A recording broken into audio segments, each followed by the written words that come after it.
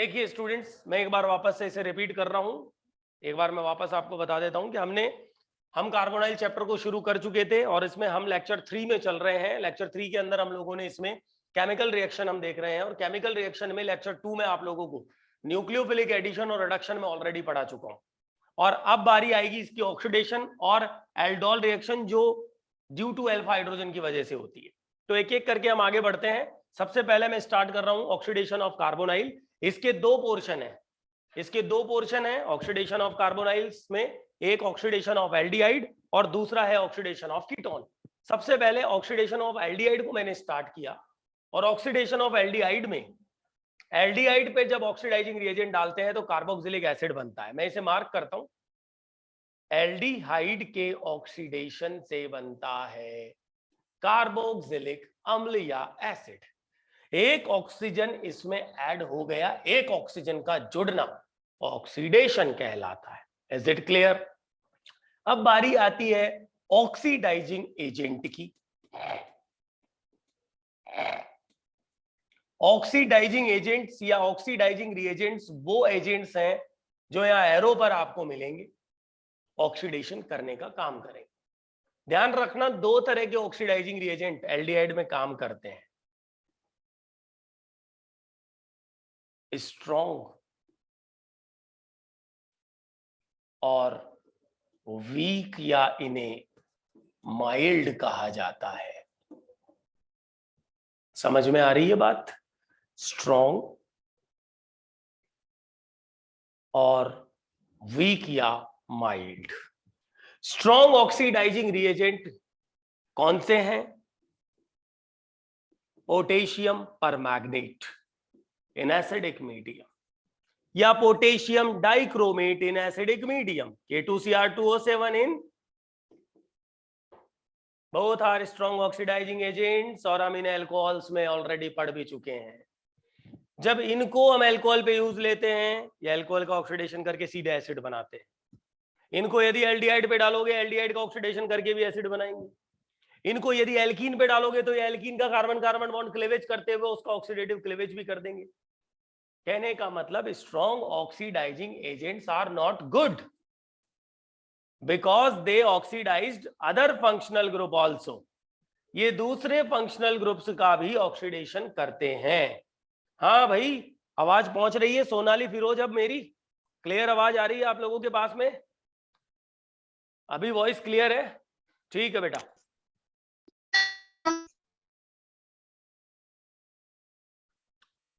Other दूसरे functional group का भी ऑक्सीडेशन कर देते हैं। तो ऐसे ऑक्सीडाइजिंग रिएजेंट अच्छे नहीं है। आप तो एल्डिहाइड का कराना चाहते हो, ये दूसरे का भी कर देंगे। आप केवल एल्डिहाइड का कराना चाह रहे हो तो उसके लिए कौन से बेस्ट है? माइल्ड बेस्ट होते हैं, because they only oxidized aldehyde. ये केवल एल्डिहाइड के लिए ही बने हैं। इनको यूज में लो, ये केवल एल्डिहाइड का ऑक्सीडेशन करेंगे। रिएजेंट्स का नाम लिख देता हूं। आपको इसमें दो मेजर रिएजेंट्स ध्यान रखने हैं। एक है Tollens reagent, very very important. दूसरा है फैलिंग रिएजेंट।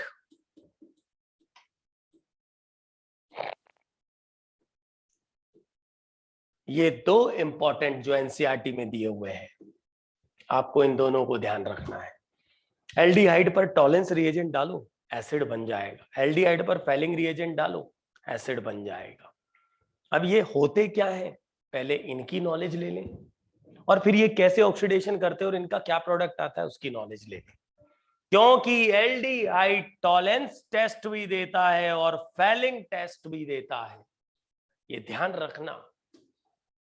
तो मैं लेके चलता हूं आप लोगों को टॉलेंस रिएजेंट वाले टेस्ट की तरफ। सबसे पहली बात करते हैं हम, टॉलेंस रिएजेंट होता क्या है। भैया टॉलेंस रिएजेंट होता है अमोनिकल सिल्वर नाइट्रेट।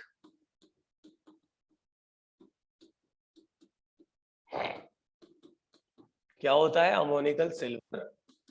इसे बनाया जाता है, फ्रेशली इसे प्रिपेयर करते हैं अमोनियम हाइड्रोक्साइड की रिएक्शन ल्यूनर कास्टिक यानी सिल्वर नाइट्रेट से करवा के।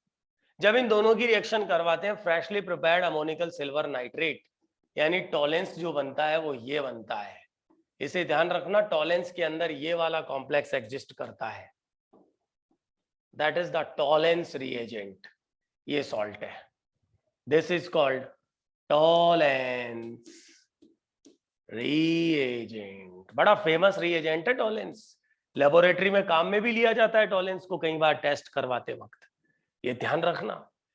जब इसे एल्डिहाइड पर डाला जाता है ना टॉलेंस रिएजेंट को, तो टॉलेंस क्या करता है, टॉलेंस रिएजेंट जो है वो एल्डिहाइड का ऑक्सीडेशन करके बना देता है एसिड, और खुद रिड्यूस होके, क्योंकि सिल्वर +1 ऑक्सीडेशन स्टेट में है, सिल्वर 0 में चला जाता है, सिल्वर मिरर, रजत दर्पण कहते हैं हिंदी में इसे, प्योर सिल्वर बन के आता है, प्रेसिपिटेट आ जाता है सिल्वर का।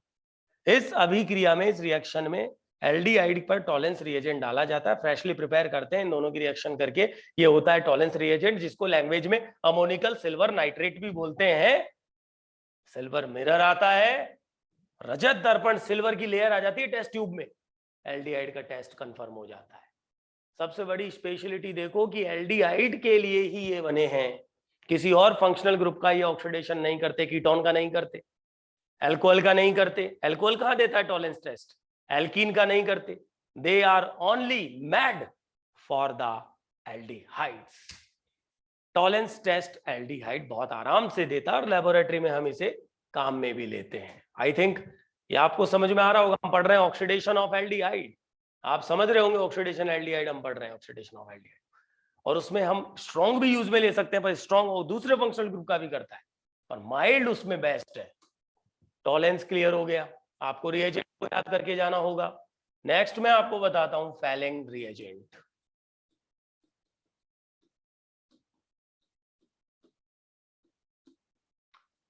फैलिंग रिएजेंट बेसिकली बनता है फैलिंग सॉल्यूशन ए और बी के मिलाने से।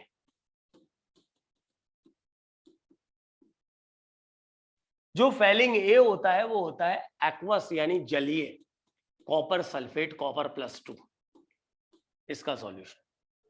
और जो फैलिंग बी होता है ना स्टूडेंट्स, जो फैलिंग बी होता है ना वो होता है एल्कलाइन। एल्कलाइन को केमिस्ट्री में बेसिक भी कहते हैं। एल्कलाइन सॉल्यूशन ऑफ,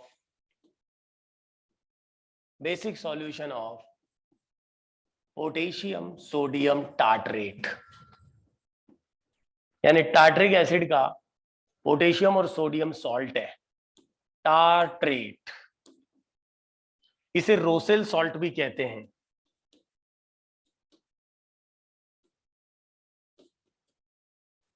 फैलिंग ए और बी को मिक्स कर दें तो बनता है फैलिंग रिएजेंट। क्या बनता है? Falling solution. फैलिंग सॉल्यूशन के अंदर ओरिजिनली क्यूप्रिक ऑक्साइड एग्जिस्ट करता है, बस ये ध्यान रखना। जब ए और बी को मिक्स करेंगे तो क्यूप्रिक ऑक्साइड एग्जिस्ट करेगा, क्यूप्रिक ऑक्साइड मतलब कॉपर +2। और जब फैलिंग रिएजेंट को एल्डिहाइड पे डाला जाएगा तो रिएक्शन करने वाला कौन है? क्यूप्रिक ऑक्साइड, जो ए और बी को मिलाने से बन रहा है। A copper sulphate, B basic solution इस सॉल्ट का, दोनों को मिलाने से छोटा सा कॉम्प्लेक्स ये रिएक्ट करेगा एल्डिहाइड। ये इसके 2 मॉलिक्यूल इसमें से एक ऑक्सीजन सप्लाई करके बना देंगे कार्बोक्सिलिक एसिड, और खुद +2 से, स्टूडेंट्स ये इस वक्त +2 में है, +2 से खुद रिड्यूस होके बना लेता है क्यूप्रस ऑक्साइड, जो कि +1 फॉर्म है। याद रखना फैलिंग में कन्वर्जन +2 से +1 में हो जाता है कॉपर का, और इस क्यूप्रस ऑक्साइड का ब्रिक रेड पीपीटी, चटक लाल अवक्षेप आता है। ये फैलिंग टेस्ट होता है एल्डिहाइड का। एल्डिहाइड के लिए 2 मेजर टेस्ट हैं, और आप चैप्टर पढ़ोगे बायोमोलिक्यूल जीवाणु, उसमें आप कार्बोहाइड्रेट पढ़ोगे, ग्लूकोज फ्रक्टोज, आप डाइसैकेराइड पढ़ोगे सुक्रोज, लैक्टोज, माल्टोज, वहां आप पढ़ोगे अपचायक और अनपचायक शर्करा, यानी कि रिड्यूसिंग नॉन रिड्यूसिंग शुगर। सुना है क्या नाम कभी? इनमें से कौन अपचायक शर्करा, इनमें से कौन अपचायक नहीं है, इनमें से कौन रिड्यूसिंग है, कौन नॉन रिड्यूसिंग है?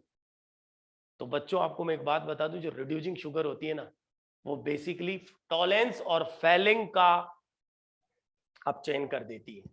मैं आपको बता दूं, यानी वो शुगर फेलिंग और टॉलेंस टेस्ट देती है, उनमें एल्डिहाइड होता है इसलिए देती है वो शुगर, केवल सुक्रोज नहीं देता।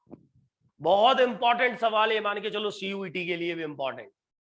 कौन सी शर्करा, कौन सी शुगर नॉन रिड्यूसिंग है, फेलिंग और टॉलेंस का रिडक्शन नहीं करती?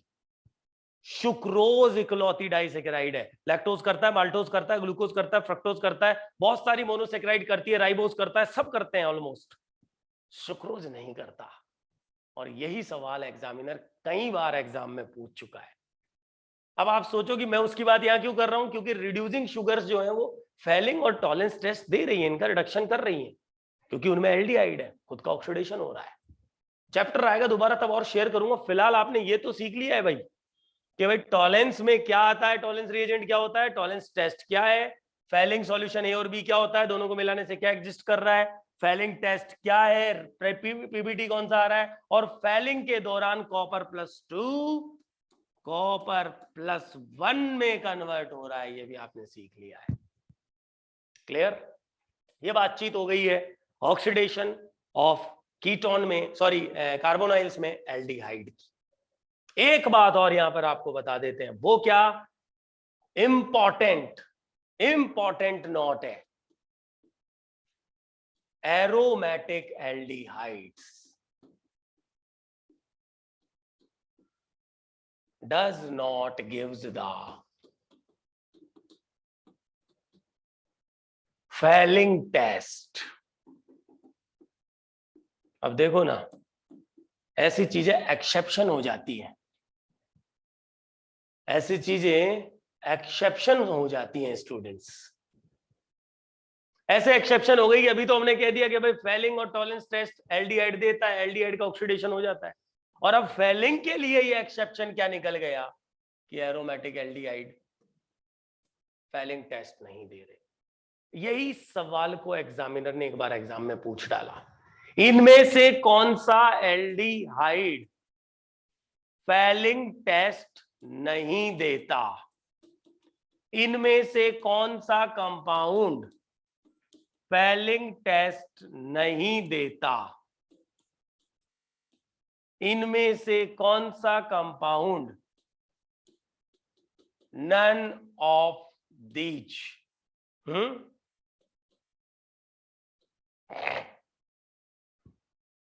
तो याद रखना, इनमें से एसिटैल्डिहाइड, एलिफेटिक एल्डिहाइड फेलिंग टेस्ट देता है, प्रोपेनेल फेलिंग टेस्ट देता है, लेकिन एरोमेटिक एल्डिहाइड यानी बेंजल्डिहाइड फेलिंग टेस्ट को, तो आपसे जो सवाल पूछा वो क्या था, इनमें से कौन सा एल्डिहाइड फेलिंग टेस्ट नहीं देगा?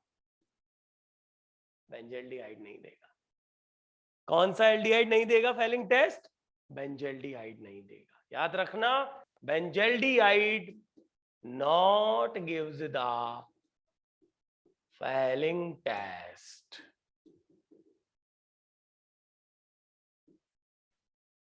क्लियर है? तो ये हो गई है बात ऑक्सीडेशन ऑफ एल्डिहाइड में, फेलिंग टेस्ट, टॉलेंस टेस्ट की। और अब बात करते हैं इसके बाद ऑक्सीडेशन ऑफ कीटोन की। सेकंड नंबर पे लेते हैं ऑक्सीडेशन ऑफ कीटोन। याद रखना, कीटोन आसानी से ऑक्सीडाइज नहीं होते हैं, स्टीयरिक फैक्टर है। यदि हमें कीटोन का ऑक्सीडेशन करवाना है,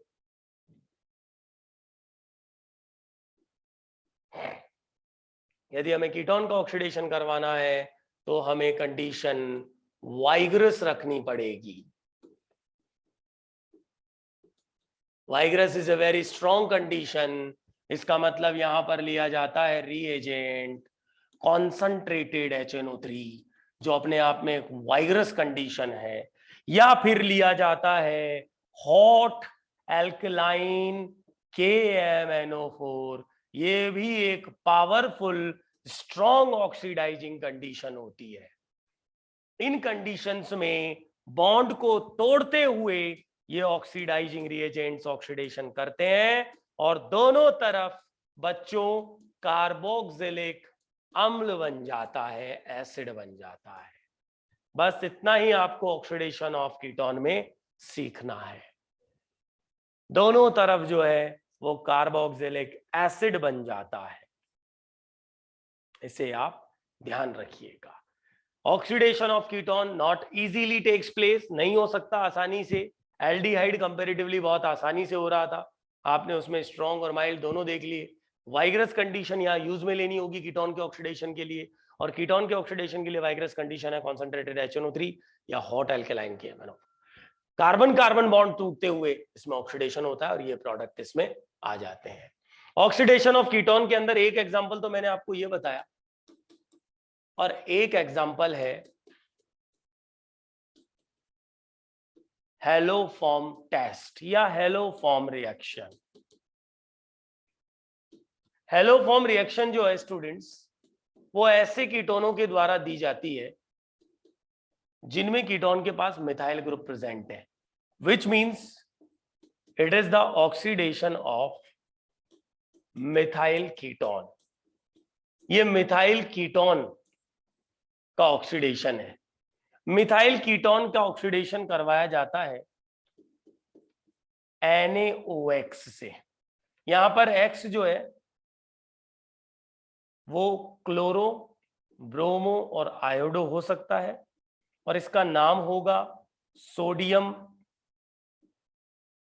हाइपोहेलाइट। हेलाइट मतलब हेलोजन से आया है। क्लोराइड क्लोरोन के लिए, क्लोरीन के लिए, ब्रोमाइड ब्रोमीन के लिए, आयोडाइट आयोडीन के लिए। ठीक है, तो बात समझ में आ रही होगी कि जो हेलोफॉर्म रिएक्शन है, oxidation of methyl ketone, reaction with sodium hypohalite NaOX, X यहाँ हेलोजन है, जब इससे रिएक्शन करवाते हैं तो याद रखना एक प्रोडक्ट आता है बनके सॉल्ट सोडियम का, और दूसरा बनता है हेलोफॉर्म। ये एक हेलोफॉर्म टेस्ट भी है लेबोरेटरी का, मैं आपको बताऊं।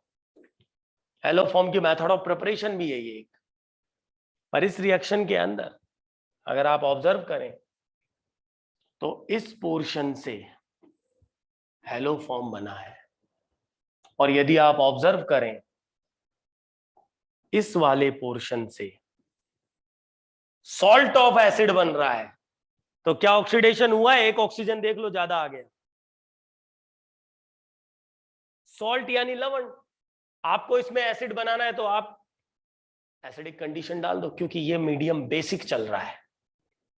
आप एसिडिक मीडियम डालोगे ये एसिड बन जाएगा। कीटोन से एसिड, हायर ऑक्सीडेशन लेवल है, मतलब ऑक्सीडेशन हुआ है। Haloform reaction is also the case of oxidation, क्योंकि इसमें एक प्रोडक्ट सॉल्ट ऑफ एसिड बनता है और दूसरा प्रोडक्ट हेलोफॉर्म बनता है। तो ध्यान रखना, ये मिथाइल कीटोन रखने वाले ग्रुप, ऐसे कीटोन्स पर ये रिएक्शन देखी जाती है। क्लियर? सो ऑब्जर्व कर लीजिए, ये ऑक्सीडेशन ऑफ कीटोन भी आप लोगों का मैंने कंप्लीट करवा दिया है। ठीक है,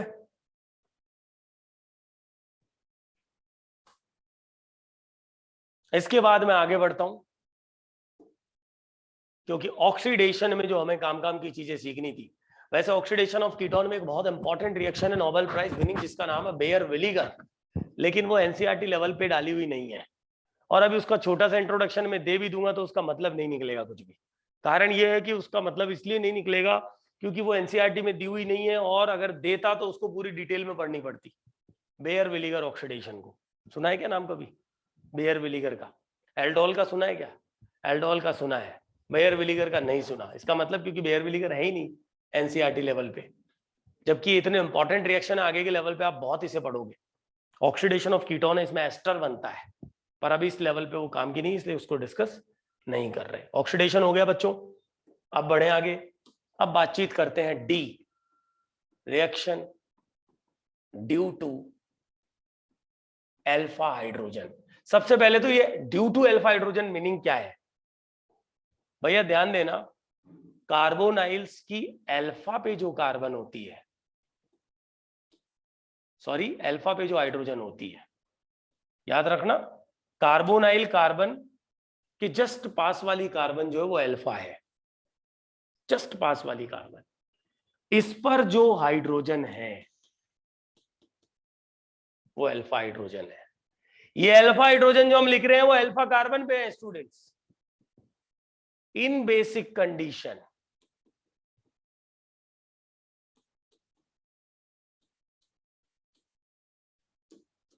ये अल्फा हाइड्रोजन एब्स्ट्रैक्ट हो जाती है।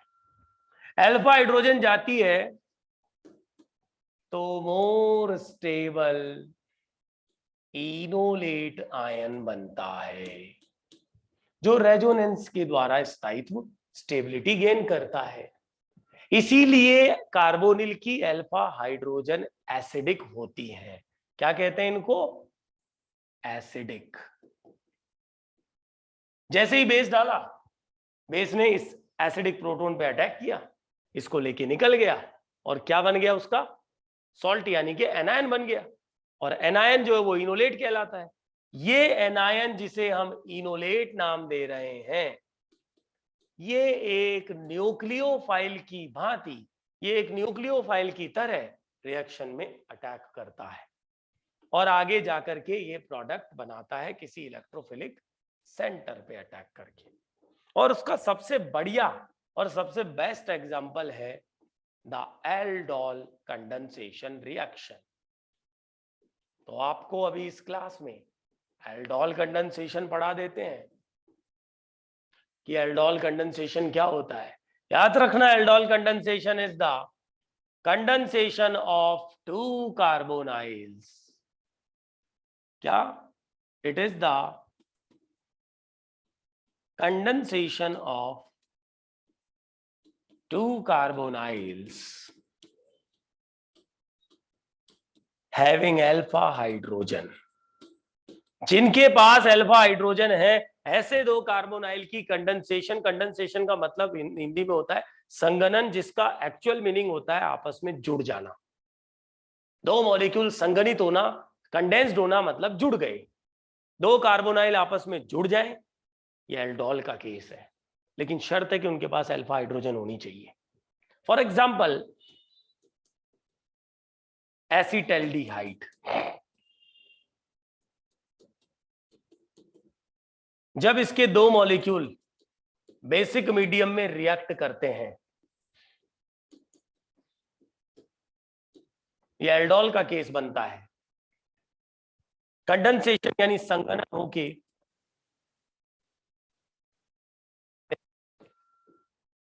एल्डोल यानी कि बीटा हाइड्रोक्सी कार्बोनाइल। क्या ये दोनों मॉलिक्यूल जुड़ गए? जरा देखो प्रोडक्ट में। लेकिन एक मॉलिक्यूल का कार्बोनाइल अल्कोहल में कन्वर्ट हो गया और दूसरे का हाइड्रोजन हटके इससे जुड़ गया, बन गया ना, जुड़ गए, कंडेंसेशन हो गया। मैकेनिज्म अभी बताऊंगा मैं आपको, मैकेनिज्म की तरफ भी चलते हैं। यही चीज सीखने की होती है कि एसिटल्डिहाइड का एक मॉलिक्यूल NaOH यानी कि बेसिक मीडियम में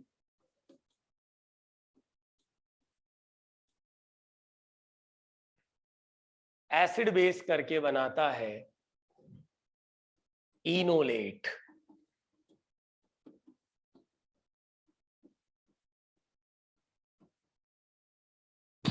जो एक न्यूक्लियोफाइल है। और एक मॉलिक्यूल, देखना ध्यान देना, एक मॉलिक्यूल ने बेसिक बेस से रिएक्शन करके एसिडिक प्रोटॉन निकाल दी अल्फा। अल्फा हाइड्रोजन होनी चाहिए, एनायन बन गया। और ये दूसरे मॉलिक्यूल जो एसिटल्डिहाइड का है ना, उस पर अब अटैक करेगा। मतलब खुद का ही मॉलिक्यूल खुद पे ही अटैक करेगा, जब भी तो कंडेंसेशन हो रही है सेल्फ। ये न्यूक्लियोफिलिक एडिशन हो गया और इस एनायन पर वाटर दे देगा प्रोटॉन। तो एक साथ सारे स्टेप को कराएं, CH3 CH CH2 CHO और यहां पे ये OH। पूरी मैकेनिज्म जो हुई है वो न्यूक्लियोफिलिक एडिशन हुई है, जिसे आप ऑलरेडी पिछले लेक्चर में पढ़ चुके हो, पिछले लेक्चर के अंदर आप। लेकिन यहां पर इसे हम एल्डोल कंडेंसेशन नाम देते हैं, and that is basically the self condensation, क्योंकि सेल्फ का मतलब होता है खुद का ही मॉलिक्यूल खुद से ही जुड़ गया, दिस इज कॉल्ड सेल्फ। जब दो अलग अलग मॉलिक्यूल में एल्डोल होगी तो इसे हम कहेंगे क्रॉस एल्डोल। एक ही मॉलिक्यूल में हो रही है सेल्फ, अलग अलग में होगी क्रॉस। क्लियर ये बात?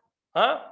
और फाइनली आगे ये बन गया प्रोडक्ट, और इसका आगे जब इसे हीट करते हैं, मामूली सा इसे गर्म करते हैं, बेसिक मीडियम में H2O निकलता है। बच्चों ध्यान देना, OH यहां से और H यहां से।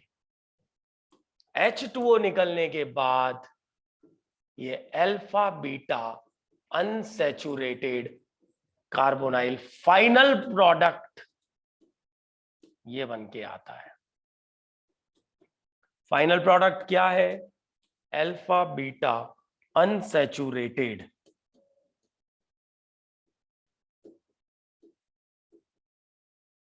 एल्डिहाइड।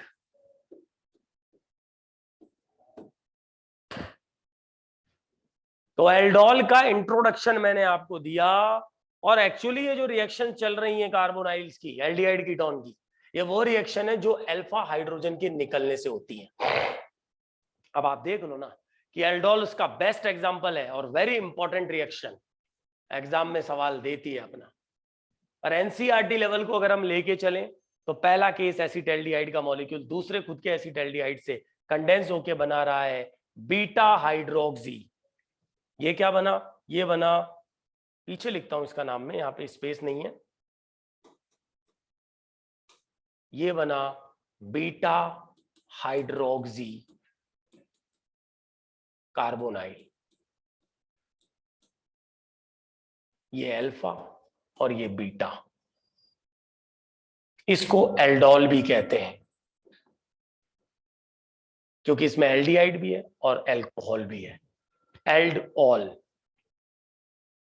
जो हीट करने पर H2O निकाल के alpha beta unsaturated carbonyl final product देता है। एल्डोल का केस सेल्फ कंडेंसेशन का हो गया। इसी तरह से जब यही केस एसीटोन पर अप्लाई किया,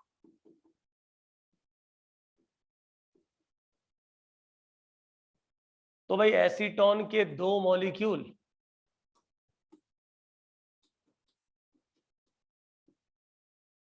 अब की बार बेस यहां पर लिया बेरियम हाइड्रोक्साइड, इसकी प्रेजेंस में एल्डोल होती है।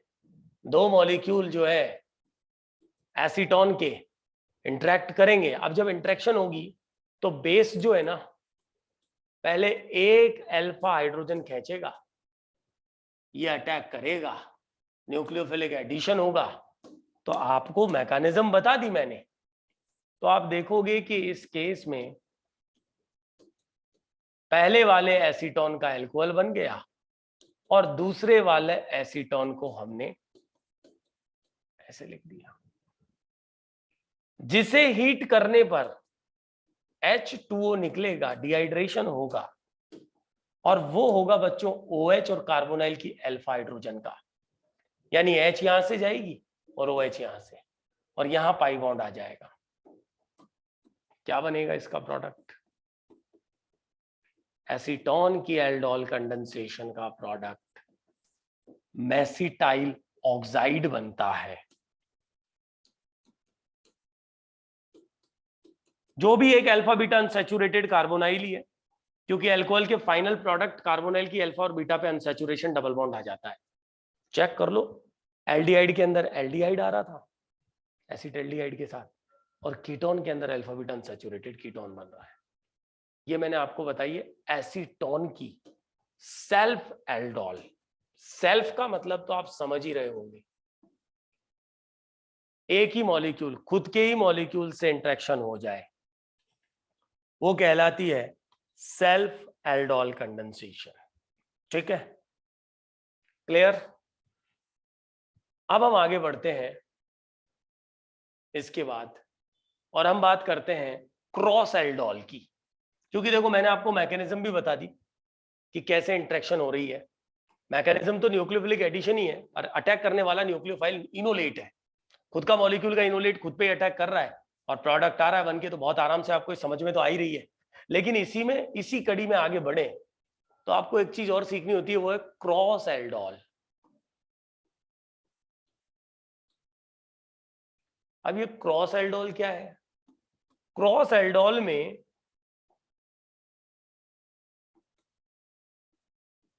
दो अलग अलग एल्डिहाइड के मॉलिक्यूल,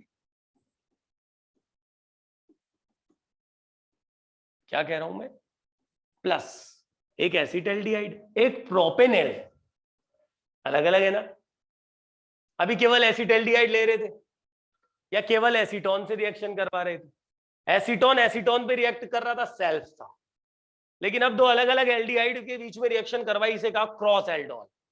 मीडियम क्या रखेंगे? बेसिक। पर बच्चों एक बात सुनो, बेसिक मीडियम में इस एल्डिहाइड के पास भी अल्फा हाइड्रोजन है और इस एल्डिहाइड के पास भी अल्फा हाइड्रोजन है। केमिस्ट्री ये कह रही है कि अल्फा हाइड्रोजन खींचने के बाद जो इनोलेट बनेगा वो इसका भी बनेगा और वो इसका भी बनेगा। यहां पर इस केस में total 4 possible mixture of product आएंगे। मतलब क्रॉस एल्डोल इस तरह के दो अलग अलग एल्डिहाइड्स में जिनमें दोनों के पास अल्फा हाइड्रोजन है, 4 प्रोडक्ट बनते हैं। और आप ये नहीं कह सकते कि कौन मुख्य है और कौन गौण है, यानी कौन मेजर और माइनर है, चारों ही बनेंगे, मिक्सचर बनेगा चारों का। 4 कौन से भैया? ध्यान देना,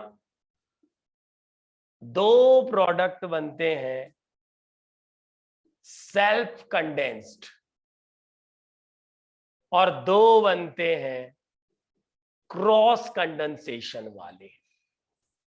हम पढ़ तो क्रॉस रहे हैं पर इस तरह के केस में 2 सेल्फ बनेंगे। सुनो, इसका मॉलिक्यूल इनोलेट इस पे ही अटैक कर जाए, एक प्रोडक्ट सेल्फ, इसका वाला इनोलेट इस पे ही अटैक कर जाए, मतलब एसिटाल्डिहाइड की एसिटाल्डिहाइड से सेल्फ रिएक्शन जो हम पढ़ चुके हैं।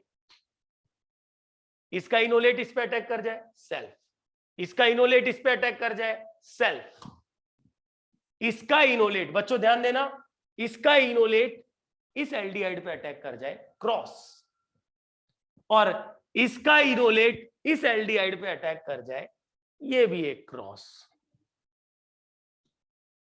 इसकी इससे रिएक्शन सेल्फ है, इसकी इससे रिएक्शन सेल्फ है, उसको मुझे बताने की रिक्वायरमेंट नहीं है, पर क्रॉस में बता देता हूं कि जब इस एल्डिहाइड पर इसका इनोलेट अटैक करेगा, जो अल्फा एच निकलने के बाद ये बनेगा, तो ये प्रोडक्ट आएगा।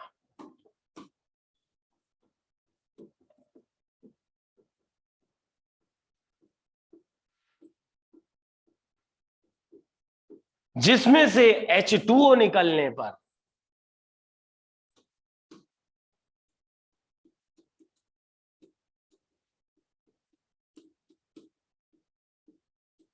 ये फाइनल प्रोडक्ट इसका बनेगा। ये एनसीईआरटी लेवल है, मैं अपनी तरफ से कुछ भी ऐड नहीं कर रहा हूं, एनसीईआरटी लेवल चल रहा है पूरा। क्रॉस एल्डोल एनसीईआरटी में बाकायदा दिया हुआ है। इसका आपने इग्नोलेट लिया और इस पे अटैक कराया। अब मैं कह रहा हूं दूसरा, ये क्रॉस प्रोडक्ट है बच्चों, ये क्रॉस प्रोडक्ट है, 2 क्रॉस प्रोडक्ट बनते हैं, टोटल 4 बनते हैं, उनमें से 2 सेल्फ और 2 क्रॉस, 2 क्रॉस में से एक क्रॉस बता दिया है। दूसरा जो क्रॉस बनेगा उसमें आप प्रोपेनेल पर, इस पर इसके इनोलेट का अटैक करवाओगे, ये इनोलेट ये होगा। पूरी मैकेनिज्म वैसी की वैसी होगी, और जब आप इसको करोगे तो आप देखोगे कि इसका final product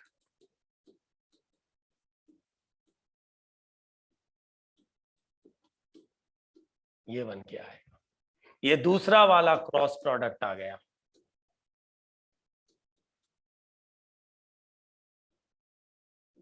another cross product. Self मैंने बताया नहीं, दो क्रॉस प्रोडक्ट दोनों के बता दिए। हाँ, वैसे इस केस में इतना मजा नहीं आया, उसका कारण ये है कि इसमें तो मिक्सचर ऑफ प्रोडक्ट आ रहा है, सेल्फ भी बन रहे हैं, क्रॉस भी बन रहे हैं। लेकिन केस अगर मैं लूं तो मैं केस लूं ऐसा जिसमें बेंजल्डिहाइड ले लिया और एक एसिटल्डिहाइड ले लिया और इस पर बेस डाल दिया। केस तो ये भी क्रॉस का ही है भैया। कैसे पहचाना? दो अलग अलग एल्डिहाइड है, बेसिक मीडियम डाला हुआ है, एक के पास अल्फा हाइड्रोजन है, एक के पास नहीं है। तो जिसके पास अल्फा हाइड्रोजन है उसी का इनोलेट बनेगा, दूसरे का बनेगा ही नहीं। और जिसका इनोलेट बन गया वो दूसरे पे जाके अटैक कर जाएगा क्योंकि उसकी कंसंट्रेशन ज्यादा रहेगी। तो ये प्रोडक्ट क्रॉस हुआ ना, इसका इनोलेट दूसरे पे अटैक कर रहा है, benzene CH OH CH2 CHO और आगे H2O निकल के सिनेमेल्डिहाइड बनेगा। सिनेमेल्डिहाइड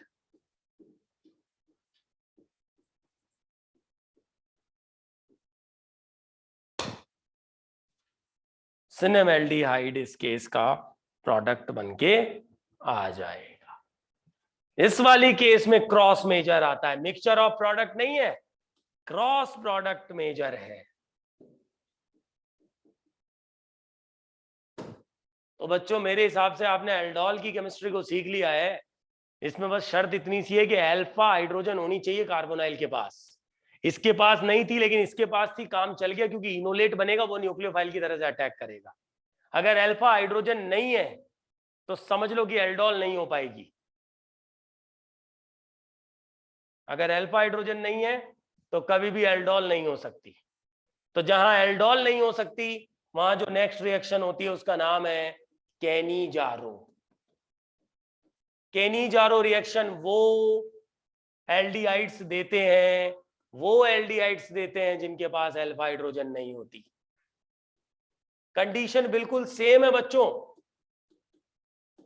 कंडीशन बिल्कुल सेम है, वही बेसिक मीडियम है, वही एल्डिहाइड है, लेकिन अल्फा एच नहीं है। अल्फा एच किसको कहते हैं मैंने आपको सिखाया है, अल्फा कार्बन पे उपस्थित हाइड्रोजन अल्फा एच है। इनके पास अल्फा कार्बन ही नहीं है फॉर्मेल्डिहाइड के पास। तो दो फॉर्मेल्डिहाइड के मॉलिक्यूल जब NaOH से रिएक्ट करते हैं तो एक मॉलिक्यूल का बन जाता है अल्कोहल रिडक्शन होके और दूसरे मॉलिक्यूल से बन जाता है कार्बोक्सिलिक एसिड का सॉल्ट। इस रिएक्शन को कहते हैं Cannizzaro. That is the case of disproportionation. असमानुपातन अभिक्रिया का उदाहरण है, एक का ऑक्सीडेशन दूसरे का रिडक्शन। केनीजारो का केस है, एक का बनता है अल्कोहल रिडक्शन होके, दूसरे का बनता है एसिड का सॉल्ट ऑक्सीडेशन होके। दो फॉर्मेल्डिहाइड के मॉलिक्यूल जिनके पास अल्फा हाइड्रोजन नहीं है बेसिक मीडियम में केनीजारो देते हैं। ऐसे एल्डिहाइड जिनके पास अल्फा हाइड्रोजन है बच्चों ध्यान देना, एसिटल्डिहाइड बेसिक मीडियम में कौन सी रिएक्शन देगा, एल्डोल देगा। लेकिन ऐसे एल्डिहाइड जिनके पास अल्फा हाइड्रोजन नहीं है बेसिक मीडियम में कौन सी रिएक्शन देंगे, केनीजारो। एल्डोल का प्रोडक्ट क्या बनता है वो सीख लिया, केनीजारो का प्रोडक्ट क्या बनता है वो सीख लिया। मान लो बेंजल्डिहाइड ले लें अपन, तो बेंजल्डिहाइड के पास भी अल्फा हाइड्रोजन नहीं होती है भैया, केवल बेंजल्डिहाइड पर आपने बेसिक मीडियम ले लिया। याद रखना ये केस भी केनीजारो का केस है। एक बेंजल्डिहाइड से बनेगा बेंजिल अल्कोहल रिडक्शन होके और दूसरे बेंजल्डिहाइड से बनेगा बेंजोइक एसिड का सॉल्ट ऑक्सीडेशन होके। डिसप्रोपोर्शनेशन यानी रिडॉक्स प्रोसेस है, एक का ऑक्सीडेशन दूसरे का रिडक्शन हो जाता है, केनीजारो का केस बन जाता है। कार्बोनाइल वाले चैप्टर में बहुत सारी रिएक्शंस आप बीएससी लेवल पे पढ़ोगे। हम तो यही उम्मीद करते हैं कि आप सेंट्रल यूनिवर्सिटी में एडमिशन लो और वहां जाके बीएससी करो। जब आप बीएससी में पढ़ोगे बहुत अच्छे अच्छे केसेस कार्बोनिल के चैप्टर में, परकिन, नोवेल जेल, रिफॉर्मेट्स की, मैनिक, बेंजोइन, स्टॉब, ढेर सारी नेम्ड रिएक्शंस कंडेंसेशन में पढ़ी जाती है। लेकिन अभी एनसीईआरटी लेवल पे केवल आपके काम की एल्डोल थी और कैनिजारो थी, जिसमें भी कैनिजारो की मैकेनिज्म का कोई स्कोप नहीं है आपके लेवल पे। इसलिए बस कैनिजारो को पहचान लेना, रिएक्शन लिख के देगा, आपसे पूछेगा कौन सी रिएक्शन है। याद रखना ऐसे एल्डिहाइड जिनके पास अल्फा हाइड्रोजन नहीं है बेसिक मीडियम में, वो कैनिजारो। और याद रखना ऐसे एल्डिहाइड्स जिनके पास अल्फा एच है बेसिक मीडियम में, वो एल्डोल का केस बनता है। एल्डोल को विथ मैकेनिज्म विथ प्रोडक्ट सीख के जाना है, कैनिजारो में केवल स्ट्राइक करना है, पहचानना है। बस दो ही रिएक्शंस आप लोगों को एनसीईआरटी में दी हुई है, और एनसीईआरटी से बाहर जाने का कोई मतलब नहीं बनता है। पहली बार सीयूईटी का एग्जाम है, एनसीईआरटी कवर करके चलो लाइन टू लाइन, इतने में आपका काम बन जाएगा। ठीक है बच्चों, ये कार्बोनाइल की केमिकल प्रॉपर्टीज हो गई। कल यानी कि अगले लेक्चर में हम लोग शुरुआत करेंगे कार्बोक्सिलिक एसिड वाले चैप्टर की। ठीक है, तो नेक्स्ट चैप्टर होगा कार्बोक्सिलिक एसिड। मिलते हैं नेक्स्ट लेक्चर के अंदर।